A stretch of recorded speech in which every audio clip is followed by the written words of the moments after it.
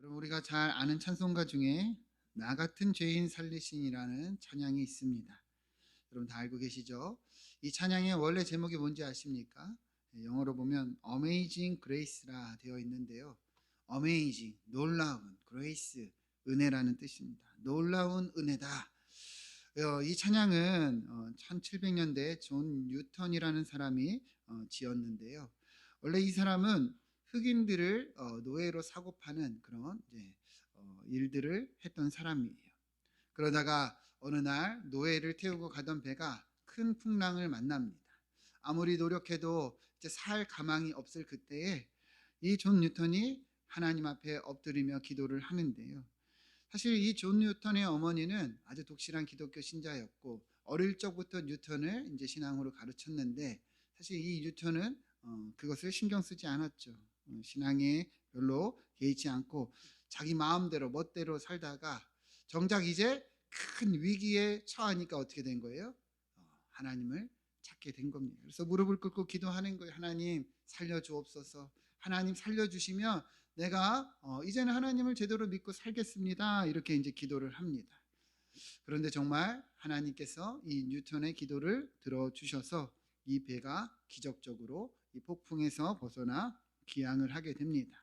이후로 뉴턴은 하나님의 은혜를 찬양하면서 이날이 이제 다시 태어난 나의 생일이다 하면서 이제 주님의 뜻을 따라 살아갑니다. 그러면서 노예를 사고 팔던 일을 그만두고 오히려 노예의 처우를 개선하기 위해서 애를 쓰고 나아가 이제 이 제도가 폐지되는데 공헌하는 역할까지 합니다. 그리고 후에는 목회자가 돼서 하나님의 은혜를 계속 전하고 복음을 전하다가 생을 마감을 하는데요.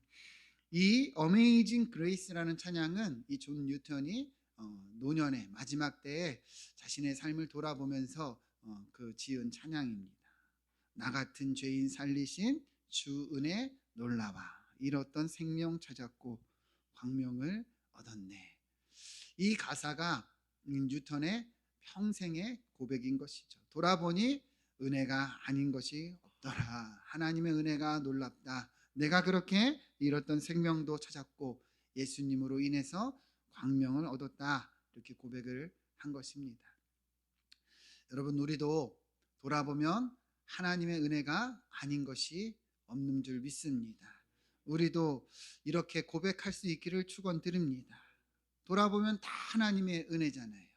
우리가 하나님의 은혜를 받았고 또 생명을 찾았고 광명을 얻은 줄 믿습니다. 오늘 말씀도 이러한 은혜를 우리가 돌아보고 또 기억하기를 원하며 나누면 좋겠는데요. 지난주 내용을 기억해 보면 지난주 내용 혹시 기억하십니까? 예수님께서 떡 5덩이와 물고기 2마리로 5천 명을 먹이시고 12광줄이나 남게 하신 내용인데요. 오늘 본문은 바로 이어지는 내용입니다. 이 일이 있은 후에 어떤 일이 또 일어나는가?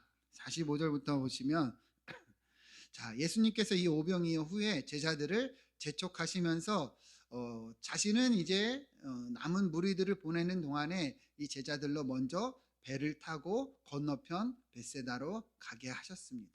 그러면서 예수님 홀로 작별하시고 이제 기도하러 산으로 가셨다 이렇게 말씀을 하는데요. 그러니까 예수님과 제자들이 어떻습니까? 이렇게 따로 떨어져서 다른 곳으로 이동한 것을 알 수 있는 것이죠. 그런데 여기서 이제 오늘 본문에 사건이 발생을 합니다. 47절을 보면 저물매 배는 바다 가운데 있고 예수님은 홀로 무태 계시다가 바람이 거스름으로 제자들이 힘겹게 노젓는 것을 보시고 밤 사경쯤에 이 바다 위로 걸어서 그들에게 오사 지나가려 하셨다 이렇게 얘기를 합니다. 이 말이 뭐냐면 그렇게 이제 따로 떨어져서 이제 제자들은 배를 타고 갔는데 이 바다 한가운데서 이 바람이 거스르면서 큰 풍랑이 임으로 이 제자들이 앞으로 나아가질 못하고 힘겹게 노를 젓고 있었다는 거예요. 우리가 마가복음 4장에서도 폭풍을 잠잠케 하시는 예수님에 대해서 나눌 때도 갈릴리 이 호수는 바다라고 불리고 있지만 사실상 호수라 그랬어요. 그래서 지정학적으로도 위치가 이 지면보다 낮아서 고도와 온도 차로 인해서 돌풍이 많이 불고 특히 밤에는 이런 일이 자주 일어나는데 지금 제자들이 그러한 어려움을 겪고 있는 거예요. 그래서 예수님께서 어떻습니까? 이것을 보고 계시다가 이들에게 나아가시는 건데요. 예수님이 나아갈 때 보면은 밤 사경쯤이라 이렇게 얘기를 합니다. 이 시간은 우리로 보면 한 새벽 한 3, 4시 정도 되는 거예요. 그러니까 새벽 3, 4시까지 제자들이 어떤 겁니까? 이렇게 폭풍 속에서 애를 쓰고 있었다는 것을 알 수 있는 것이죠. 그렇게 힘겹게 오랜 시간을 애써 싸우고 있었다 알 수 있는 것이죠. 그래서 예수님께서 이제 어떻게 하십니까? 바다 위를 걸어서 그들에게 가십니다. 아마도 이 시간에 배가 없었기 때문에 이제 주님은 그렇게 이적을 행하신 걸로 보이는데요. 그런데 한번 생각을 해보세요. 이 칠흑 같은 이 새벽에 누가 바다 위로 걸어오니 제자들이 어떠했겠습니까? 놀랐겠죠. 그 내용이 이제 49절이에요. 제자들이 그가 바다 위로 걸어오심을 보고 유령인가 하여 소리를 질렀다 이렇게 얘기를 합니다. 여러분 한번 이 장면을 한번 상상을 해보세요. 안 그래도 폭풍이 막 불고 힘겹게 노를 젓고 있는데 이 바다에서 누군가 막 걸어오고 있다면 여러분은 어떤 느낌이 드시겠습니까? 진짜 놀라 까무러치지 않겠어요? 귀신인가 유령인가? 아마 이 제자들의 반응이 당연한 것으로 보여지는데요.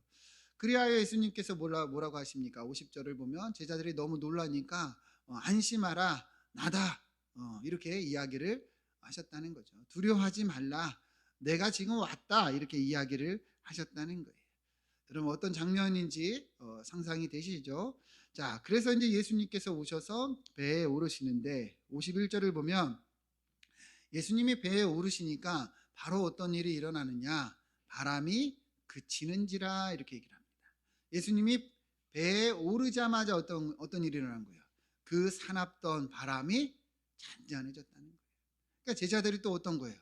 마음에 심히 놀랐다.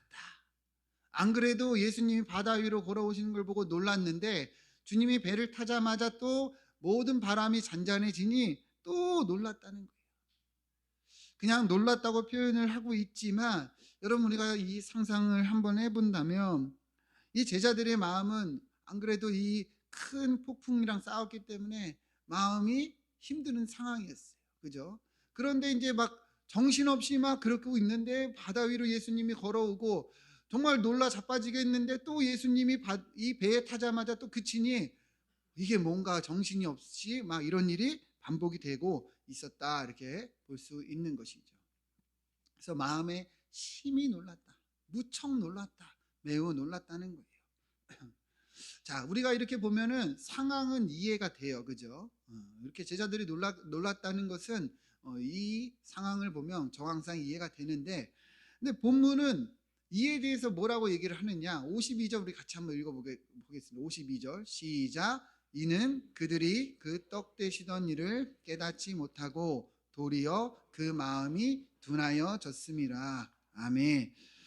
자 52절을 보면 본문을 왜 제자들이 놀랐냐 말하고 있냐면 그 이유가 그들이 그 떡 되시던 일을 깨닫지 못하고 마음이 둔하여졌기 때문이다 이렇게 얘기를 하고 있어요.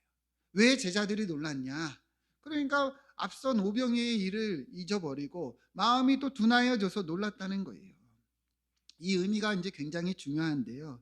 여러분 지난주 우리가 오병이어의 기적을 통해서 무엇을 봤어요? 예수님이 엄청난 이적을 행하셨죠. 그죠?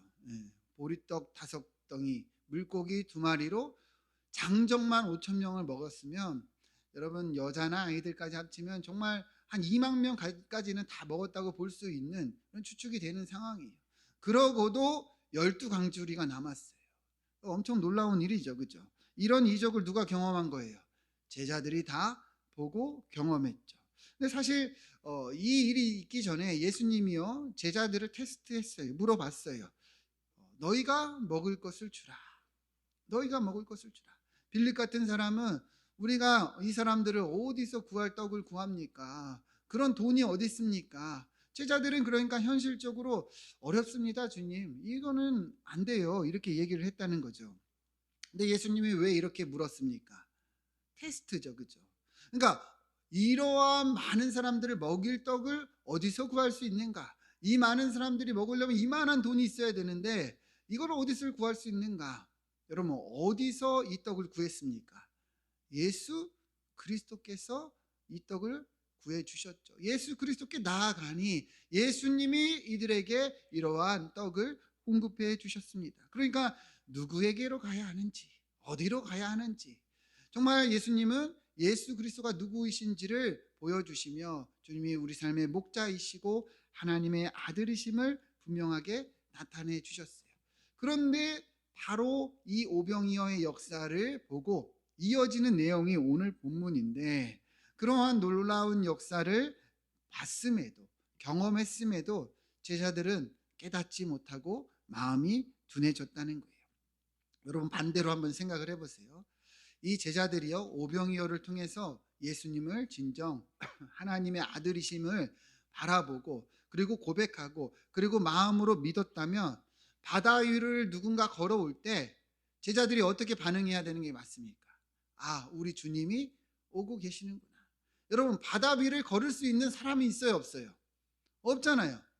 그런데 우리 주님은 누구예요? 하나님의 아들이시고 그리스도이시니 바다 위로 걸을 수 있는 거죠. 누군가 걸어올 때 우리의 어려움을 보고 주님이 오고 계시는구나, 그렇게 고백할 수 있었을 거예요. 그러나 그것을 보고도 믿지 못하고 오병이어의 역사를 경험하고도 예수님을 바로 믿지 못하니 깜짝 놀라면서 유령인가 귀신인가 이러고 있었다는 거예요. 더욱이 예수님이 오셔서 그 이적을 행하셔서 오셔서 배에 타셔서 바람이 그쳤습니다. 제자들은 또 어떤 거예요? 또 놀라는 거예요. 여러분, 그분이 우리 가운데 오시면 이 모든 풍랑이 잠잠게 될 것을 제자들은 또 잊고 있고 모르고 있었다는 거예요. 그러니까 52절에서 뭐라고 얘기해요? 그 떡 떼시던 일을 깨닫지 못하고 마음이 둔하여졌습니다. 마음이 둔하여지니까 하나님을 제대로 보지 못하고 믿지 못하고 그리하여 이렇게 또 놀라고 있었다는 거예요. 여러분, 이것이 제자들의 모습이었습니다. 그러나 본문은 말하는 게 뭘까요? 그것이 우리들의 모습은 아니냐는 것이죠. 이렇게 예수님의 역사, 주님이 하시는 일들을 보고 또 보고 하나님이 많은 은혜들을 주시고 또 주시고 주셨음에도 돌아서면 잊어버리고 돌아서면 또 망각하고 둔하여지는 것이 우리들의 모습이 아니냐는 것이에요. 여러분, 어메이징 그레이스, 놀라운 이 은혜를 이 고백하는 것이 어디 존 뉴턴 한 사람의 고백입니까? 사실은 우리 모두의 고백이 아니냐는 것이죠. 그런데 우리는 어떠한가?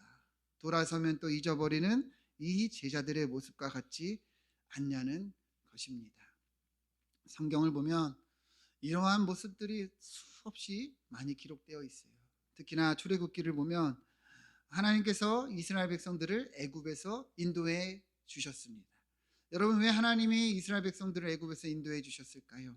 그들의 삶이 너무 힘들었기 때문이에요. 출애굽기 3장 7절을 보면 여호와께서 이르시되 내가 애굽에 있는 내 백성의 고통을 분명히 보고 그들의 감독자로 말미암아 부르짖음을 듣고 그 근심을 알고. 여러분, 무슨 말이에요? 애굽에 있는 내 백성들이 고통 가운데 있는 거예요. 그래서 부르짖고 있는 거예요. 그래서 어떻게 합니까? 8절을 보면 내가 내려가서 그들을 애굽인의 손에서 건져내고 그리고 이 젖과 꿀이 흐르는 약속의 땅으로 데려가리라, 이렇게 말씀하고 있습니다. 하나님이 왜 모세를 통해서 이스라엘 백성들을 애굽에서 인도해내신 거예요? 그들이 힘들기 때문에, 그들이 고난 가운데 있기 때문에 주님이 직접 내려가셨어요. 마치 오늘 본문의 내용처럼 주님이 직접 찾아가신 것이죠.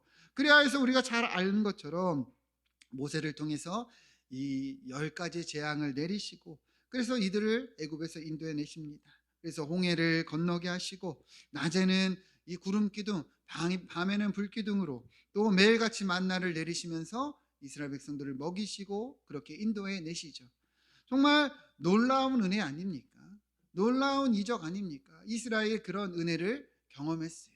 그러한 놀라운 축복을 받았어요. 그런데 여러분, 시간이 지나니까 이 백성들이 뭐라고 하는지 아십니까? 민수기 11장 5절 6절 같이 한번 읽어보겠습니다. 시작. 우리가 애굽에 있을 때에는 값없이 생선과 오이와 참외와 부추와 파와 마늘들을 먹은 것이 생각나거늘 이제는 우리의 기력이 다하여 이 만나 외에는 보이는 것이 아무것도 없도다 하니. 아멘. 이스라엘 백성들이 어떤 거예요? 불평하고 있는 거예요. 여러분 생각해 보세요. 이스라엘 백성들이 애굽에서 값없이 생선이나 이런 음식들을 먹었습니까? 아니에요. 종살이 했어요. 먹을 것이 없어서 힘든 삶을 살았어요. 왜곡하고 있는 거예요. 시간이 지나니까 하나님이 주신 은혜들이요, 너무 당연하게 여겨지는 거예요. 그러면서 이제는 없는 거, 부족한 거, 이것을 가지고 원망하기 시작한 거예요. 불평하기 시작한 거예요. 이제는 만나 외에는 먹을 것이 없다.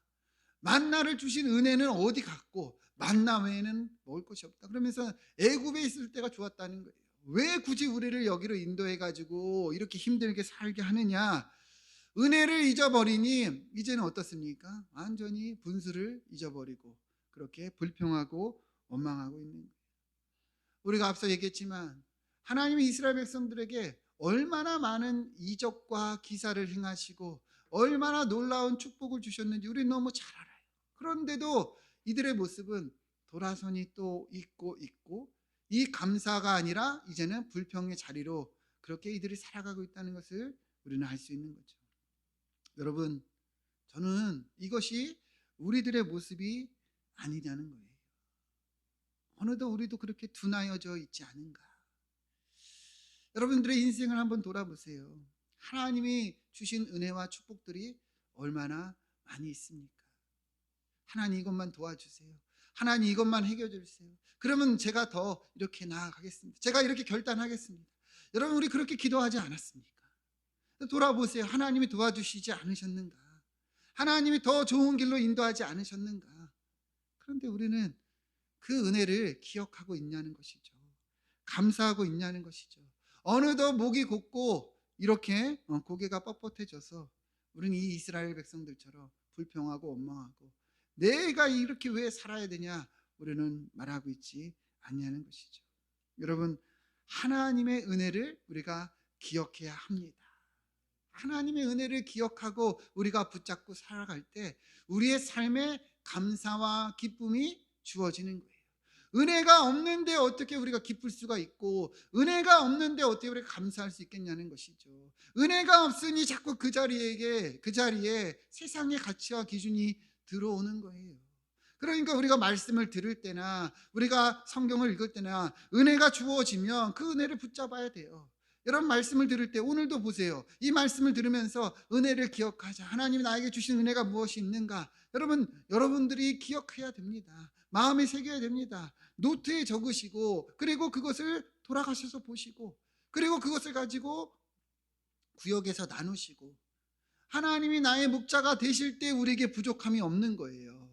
여러분들이 목자가 되고 여러분들이 주인 되고 여러분들이 평가하고 판단하는 그 순간부터 감사와 은혜는 사라질 수밖에 없다는 것입니다. Amazing Grace, 이 놀라운 은혜가 여러분 우리의 고백이 되기를 축원드립니다. 그래서 감사하고 작은 것에 기뻐하며 그리고 주님의 이 음성을 따라서 그렇게 평안을 누리는 여러분들 되기를 축원드립니다. 우리 옆에 분들과 한번 인사하겠습니다. 은혜를 기억합시다. 자, 계속해서 다시 보면 45절 다시 보시면 예수님이 그렇게 재촉하셔서 이제 제자들을 먼저 배를 타고 건너편으로 가게 하셨습니다. 여러분 잘 보세요. 근데 이 45절을 보면 예수님께서 제자들을 뭐 하셨습니까? 재촉하셨다 얘기를 합니다. 재촉이 뭘까요? 재촉이요. 다그치는 거죠. 빨리 가. 시간 없어. 빨리 가. 그렇게 하시고 주님은 산으로 올라가셨어요. 그런데 여러분, 주님께서 그렇게 재촉하셨는데 배를 타고 가라 하셨는데 이 제자들의 삶에는 뭐가 나타난 거예요? 큰 풍랑이 일어난 거예요. 배를 누가 타고 가라 했습니까? 예수님이요. 안 가면 안 될 것처럼 재촉하셨어요. 그런데 이러한 공경에 빠지는 일이 발생한 거예요. 주님이 가라 하셨잖아요. 주님이 재촉하셨잖아요. 근데도 어이없게 이런 일이 지금 일어나고 있는 거예요. 여러분, 이것이 무엇을 의미할까요? 주님의 말씀을 따라가도, 주님의 음성을 따라가도 우리의 삶에 고난이 일어날 수 있다는 것이죠. 이것이 우리네 인생이에요. 여러분들이 너무 잘 알고 있을 겁니다. 예수를 믿어도 힘들 때가 있고, 하나님의 말씀대로 살아가려 애를 써도 어려울 때가 있다는 것이죠. 그러나 오늘 본문이 이야기하는 것은 무엇입니까? 고난이 없는 게 아니다. 어려움이 없는 것이 아니다. 그 어려움 가운데서도 어떤 일이 일어나는가? 우리 47절 보시면 이렇게 얘기를 하죠. 47절. 저물어 배는 바다 가운데 있을 때 예수께서 홀로 무태 계시다가, 이 48절 보세요. 바람이 거스를 때 제자들이 힘겹게 노를 젓는 것을 보시고 밤 사경쯤에 어떻게 했습니까? 예수님이 걸어가서 그들에게 오셨다는 거예요. 그러니까 제자들의 이 고난과 역경을 주님이 다 보고 계셨다. 다 보고 계시고 있어요. 그러니까 여러분들과 저의 삶에 일어나는 고난과 역경을 우리 주님이 아신다는 거예요? 모르신다는 거예요? 여러분, 믿으십니까? 이 말씀을 우리에게 얘기하는 거예요. 근데 우리는요, 하나님이 모르고 있는 것처럼 착각하는 거죠. 그러니까 하나님께 나아가지를 못해요. 여러분, 하나님이 여러분들의 고난과 역경을 다 알고 계십니다. 나아가 그분이 어때요? 그 밤 사경에 얼마나 마음이 급하셨는지 바다 위로 걸어서 그들에게 오셨어요. 여러분, 우리가 고난 가운데 있을 때, 역경 가운데 있을 때 우리 주님이 다 보고 계시고 우리에게 나와 우리와 함께 하고 계시다는 것을 우리가 알기를 축원드립니다. 우리 주님이 함께하고 계시다는 것이요. 심지어 주님이 나아가셔 그 배에 오르자마자 그 문제가 어떻게 됩니까? 다 해결이 되었습니다. 49절부터 보시죠. 제자들이 그 바다로 걸어오심을 보고 유령인가 하고 소리 질렀다. 이 말은 뭐예요? 제자들은 예수님이 우리가 이 겪는 고난을 알고 계시다는 것을 아예 모르고 있는 거예요. 주님이 오시고 계시다는 것도 모르고 있는 거예요. 그러니까 우리도 똑같은 거죠. 고난 가운데 있을 때 주님이 보고 계시고 알고 계시다는 것을 알아야 됩니다. 주님이 함께하고 계시다는 걸 알아야 돼요. 더 나아가 주님께서 이 배에 오르자마자 51절 보면 바람이 그치느니라. 하나님이 우리와 함께 하시고 하나님이 일하시면 우리 삶의 고난과 역경이 해결될 줄 믿습니다. 모든 문제가, 모든 어려움이 주님의 뜻 안에서 정말 다 없어질 수 있다는 것이죠. 그러기에 여러분, 예수를 믿는 우리 삶에 고난과 역경이 있다 한들 여러분, 이것을 이상히 여길 필요가 없는 거예요. 왜 하나님께서 이러한 어려움들을 허락하시는가? 그것을 우리가 볼 수 있어야 하는 것이죠. 주님이 왜 재촉해서 보내셨는데 바람과 풍랑이 일었는가? 여기에 뜻이 있는 거예요. 52절 다시 보세요. 앞서도 얘기를 했지만 그들이 깨닫지 못하고 마음이 둔하여졌기 때문에 주님은 이 일을 허락하신 겁니다. 다시금 이 풍랑을 잠잠케 하시는 주님을 보면 어떤 거예요?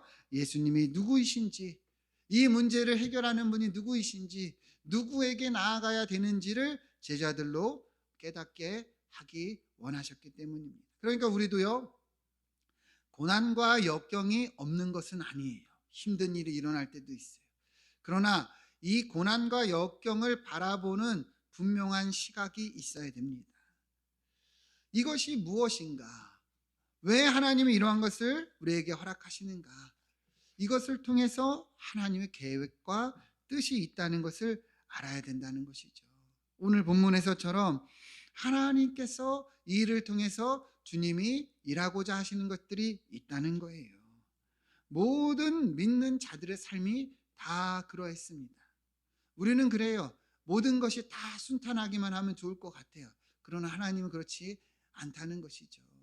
여러분들이 자녀를 키워봐도, 여러분들이 이 사회생활을 해봐도 고난과 역경을 통해서 오히려 더 돈독해지고 더 넓어지고 더 커지는 일들을 경험하셨을 거예요. 하나님은 우리에게 그렇게 일하시길 원한다는 거예요. 그래서 로마서 5장 3장 4절을 보면 바울은 이렇게 이야기를 했습니다. 같이 읽어보겠습니다. 시작.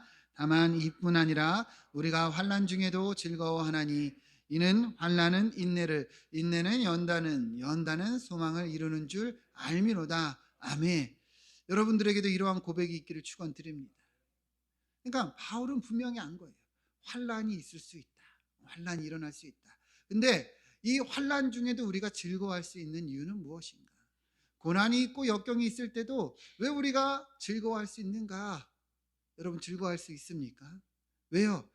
우리가 이것을 통해서 인내를 배우죠.